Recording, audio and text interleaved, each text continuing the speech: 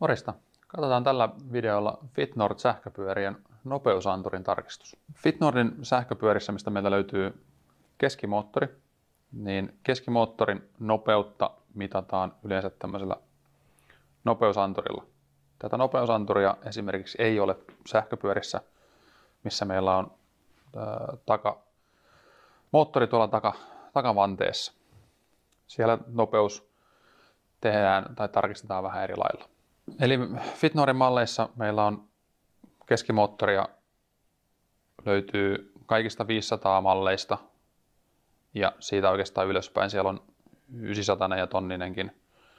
Mutta ongelma on se, että poljetaan, kun meillä tulee väärää tietoa tai meillä ei tule tietoa ollenkaan, niin meidän näyttöhän ei sitten taas suostu näyttämään sitä nopeutta tai että avustus ei toimi tai että jossain tilanteessa voi antaa jopa error-koodia.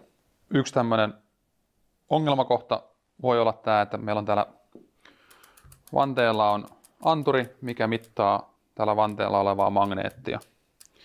Ja jos ei se sitten havaitse sitä magneettia, niin silloin nämä ongelmat niin kuin tahtoo syntyä. Eli tässä meillä on magneetti ja tässä meillä on anturi.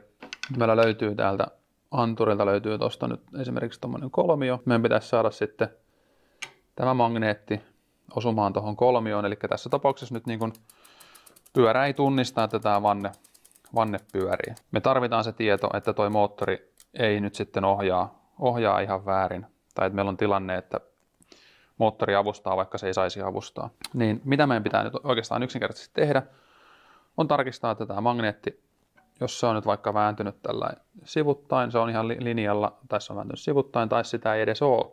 Pitää sitten meidän toimittaa, ja sitten taas se pitää siihen saada asennettua.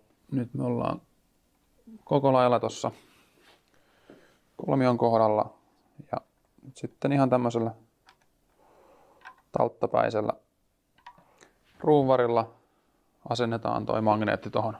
On suurin piirtein linjassa tuossa noin. Ja nyt se anturi pystyy haistamaan ton magneetin ja me saadaan sieltä oikea nopeus ja avustus lähtee sitä kautta toimimaan.